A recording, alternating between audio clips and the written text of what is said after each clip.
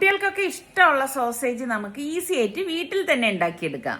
നമ്മൾ പുറത്തുനിന്നൊക്കെ വാങ്ങിക്കുന്ന സോസേജ് പോലെ തന്നെ ഇത് കട്ട് ചെയ്തിട്ട് കുറച്ച് എണ്ണയിൽ മഞ്ഞൾപ്പൊടിയും ഗരം മസാലയൊക്കെ ഇട്ട് വഴറ്റിയെടുത്താൽ കുട്ടികൾക്ക് കഴിക്കാൻ കൊടുക്കാം. ലഞ്ച് ബോക്സിൽ നമുക്ക് ആക്കി കൊടുത്തു വിടാം. ഇത് ഉണ്ടാക്കിയെടുക്കാനാണെങ്കിൽ വളരെ എളുപ്പമാണ്. വലിയ വില കൊടുത്തൊന്നും നമ്മൾ പുറത്തുനിന്ന് ഈ സോസേജ് ഒന്നും വാങ്ങിക്കേണ്ട ആവശ്യം തന്നെ ഇല്ല. മിക്സിയുടെ ജാറിലേക്ക് ചിക്കനും ചില്ലി ഫ്ലേക്സ്, പച്ചമുളക്, ഇഞ്ചി വെളുത്തുള്ളി പേസ്റ്റ്, സോയാ സോസ്, കുരുമുളക് പൊടി, കോൺഫ്ലോർ, ഉപ്പ് ഇത്രയും ചേർത്ത് വെള്ളം ചേർക്കാതെ ഇത് അരച്ചെടുക്കണം.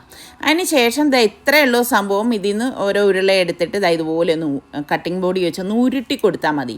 ഇത് നമുക്കൊരു ബട്ടർ പേപ്പറിൽ പൊതിഞ്ഞ ശേഷം ഫോയിൽ പേപ്പറിലിട്ട് മുട്ടായി പൊതിയുന്ന മാതിരി പൊതിഞ്ഞെടുക്കണം.